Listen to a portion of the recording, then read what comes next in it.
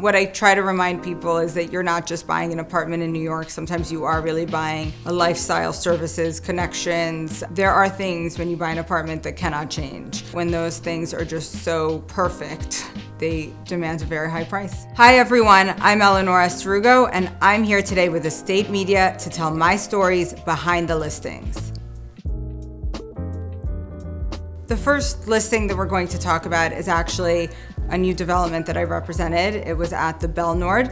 The Belle Nord is a historic building. It is one of the 3 buildings on the Upper West Side that takes a full city block and has these incredible arched entryways and gates with a courtyard or garden in the middle of the building. There is so much history in this building. Marilyn Monroe lived there. Isaac Bashevis Singer, the writer, lived there, and it was such an incredible opportunity to work with Ramsay architects, Robert A.M. Stern, to reimagine these incredible pre-war spaces that are just so New York. They really don't get as classic, traditional Upper West Side New York as this. And the finishes were absolutely beautiful. We brought in Molteni and Gaggenau to upgrade kitchens and bathrooms, and there were a series of homes that we've sold. I actually believe the last sponsor unit just sold last week.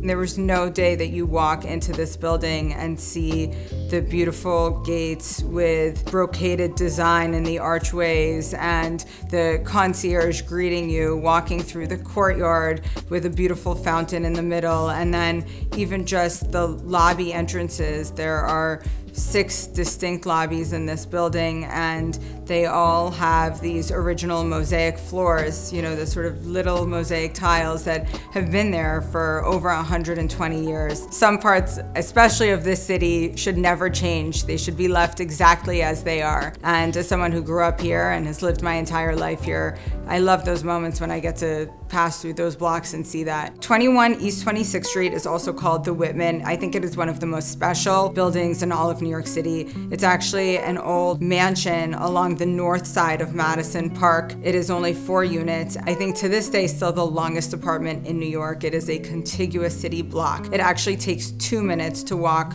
from one end of the apartment all the way to the other end. You really don't believe it until you see it. You have to be in the space looking from one window to the other and see the scale of the hallways. I absolutely love the building. I did 3 deals there, 2 as buyer representation and 1 representing a seller. As much as I love the full floors, the penthouse is one of the most unique apartments in the city. Well, luckily it was designed for an owner that took immaculate care of the apartment and has exceptional taste. It was beautiful. It was actually a very neutral palette, very warm, cozy. It smelled amazing. There are no words. I mean, there was nothing not to love about being in this apartment. It felt like a tranquil spa throughout. I think any client, regardless of their economic stature in life, is about connecting with them, building an authentic relationship, having some sense of vulnerability with them, and understanding the important role that you're playing in what is a very intimate purchase, right? It's where they plan to sort of live and execute their lives. It is the backdrop where they will spend memories with their families, and also it can mean something very significant to them in terms of defining their achievements in life. This seems to be the one that everyone likes talking about. I know it's a big number. I think it said a lot more about where the market was at the time. It really broke a record and set a new standard for what to expect in New York City. What I try to remind people is that you're not just buying an apartment in New York. Sometimes you are really buying a lifestyle, services, connections. There are things when you buy an apartment that cannot change. You can, maybe change the interiors, reposition a kitchen here and there and some walls, but you cannot change the location of a building, the facade. And I think that when those things are just so perfect, they demand a very high price. A couple of things you might not know is that this person started off as a $8,000 rental client. I have known them for many, many, many years. And so I always say, play the long game. Think about forging lifelong relationships with your clients. Don't ever expect that one apartment that they buy will be their last, especially in New York City. People tend to trade up every 7 years. People like to put it out there, if you're a one-hit wonder. I have no idea what that means. I do a lot of 20, 30, 10, $5 million transactions. I'd be happy doing $80 million transactions. I think building, forging relationships is great. Being a part of something that I care about, having sort of a role in makeup and shaping the city and the fabric of my city, those are things that are important to me. Certainly not chasing a certain number. I chase a business that is consistent. So I worked on a very high volume team when I first started. This was before the days of Douglas Elliman Development Marketing or Corker and Sunshine. So individual brokers would do their own new development. So we would have sort of a volume. If there was a new building, we would just sell the whole building. So that would be like 100 listings right there, in addition to sort of all the resale listings. We would get paid like $500 to sell one of them, even though it was still like very hard. It was like training camp. It was an apprenticeship. The goal was to convert a buyer and to win over a buyer so that they would want to work with you.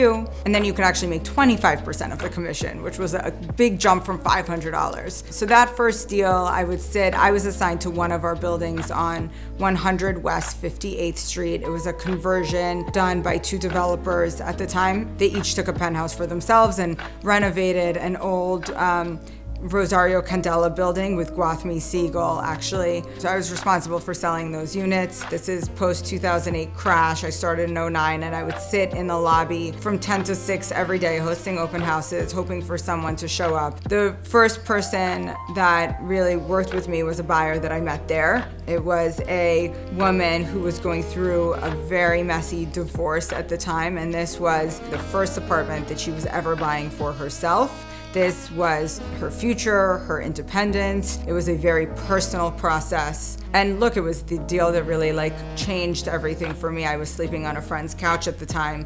So, the $1,000 that I made contributed to about 4 months of rent on my own sort of first apartment post-college in the city by myself. If I could go back and talk to my younger self who was first starting out in the business, I would talk about how it's really important to have a little bit more of a social life and allow yourself to live a little. So 18 Gramercy Park South is a listing that I'm very excited to have. It is now and forever will be the tallest apartment around Gramercy Park. Gramercy is one of New York's most iconic and recognizable neighborhoods. It is one of the exclusive private parks in New York City. You need a key to get in. You have to live around the perimeter of the park to earn yourself a key. It is just one of those that if you look at the building, you know that it only exists in New York. It's not in London, it's not in Paris, it's definitely not in Singapore, Dubai. This is a New York building, and the apartment itself is so special. It is the penthouse, it's the top 2 floors. It has 4 distinct terraces. It has 62 windows, incredible views of the Chrysler Building, the Empire State Building, obviously Gramercy Park, Madison Square Park, all the way east over the bridges. It really feels like white glove service in the building. It has sort of the same staffing that you would expect from any Fifth Avenue co-op. It's purely magical, and there will never be anything else like it. The park is fully built. I think it's the perfect place where downtown meets uptown. It has this sort of traditional uptown formality and sensibility, but you're really in the heart of downtown Manhattan next to sort of restaurants and shops and the farmers market in Union Square. You're really in the heart of the city. It was a challenging but fun win to get to film Selling the City in the penthouse at 18 Gramercy Park South. I'm so proud of it because I happen to have a show where the producers and the cinematographers, director of photography really care about capturing the beauty of New York, where they sort of go frame by frame and think about unique angles that they can capture. And I think that that's footage that the building and the people that live there can cherish for a long time. Being able to see me on the show and see that there is a duality to me, that I can be both, that I can be, tough and stern and very protective over my clients and, ferocious and tenacious when I do a deal and determined, but also sort of be silly and let my hair down and be a little self-deprecating and own my own embarrassments. I think that is all a good thing, and I think it sort of broke a few barriers, and people now maybe see me as a little bit more approachable. And so for me, that's sort of what's changed, is that it's easier maybe to connect with people. I'm Eleonora Srugo, and I want to thank Estate Media for letting me tell my stories behind the listings.